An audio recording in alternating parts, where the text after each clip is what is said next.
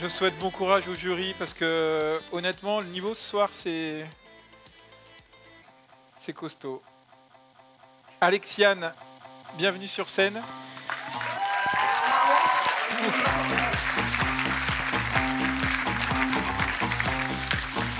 Alexiane Favier, on a une biologue avec nous ce soir. Ouais. C'est Alexiane, on va s'approcher un peu parce que sinon on ne voit pas bien. Alors, tu viens justement du laboratoire GeoAzur qui est aussi à Sophia Antipolis. C'est exact. Tu travailles sur un sujet de thèse qui est... Alors, c'est l'évolution spatio-temporelle de l'hydrothermalisme dans la plaque supérieure des Petites Antilles avec l'application au système géotherme. Tout un programme que tu vas nous expliquer. Alors, tu as 3 directeurs de thèse, c'est ça? Oui. Rien que ça. Jean-Frédéric Lebrun, Jean-Marc Lardot et Christelle Verratti. Qui est présente ce soir. Qui est présente ce soir. Bienvenue, Christelle. Ok, tu es... Alors, 3, 2, 1, top chrono. Je suis géologue et je travaille sur une ressource en énergie encore trop peu utilisée aujourd'hui. Celle-ci permettrait pourtant de faciliter la transition énergétique qu'il nous faut réussir. C'est la géothermie. Qu'est-ce que c'est? Il s'agit de l'exploitation de la chaleur naturelle emmagasinée par la Terre.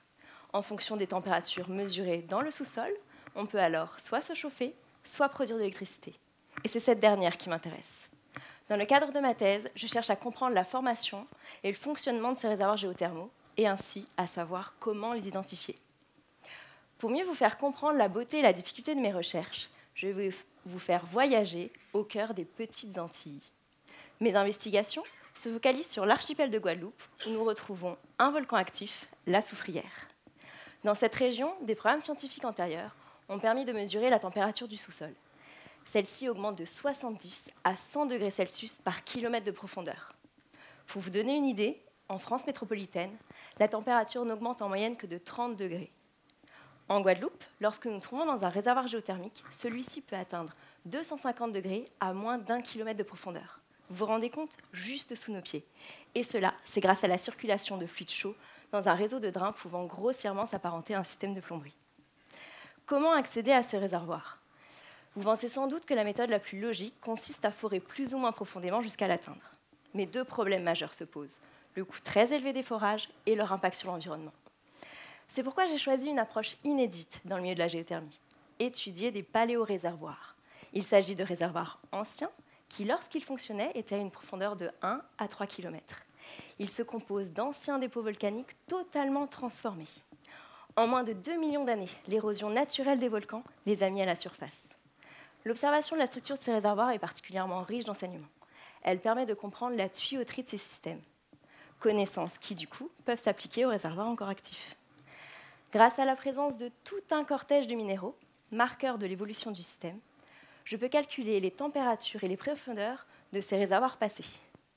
Les micas et les sulfates, en particulier, sont en plus des marqueurs temporels, c'est-à-dire qu'ils vont me donner l'âge, parfois plusieurs centaines de milliers d'années, et la durée de vie de ces réservoirs.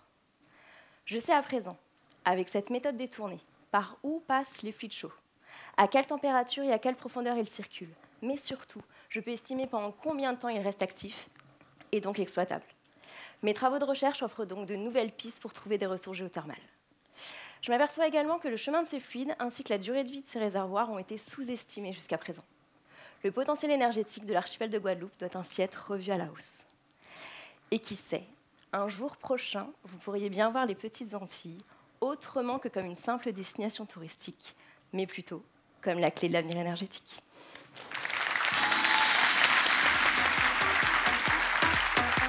Parfait. Bravo.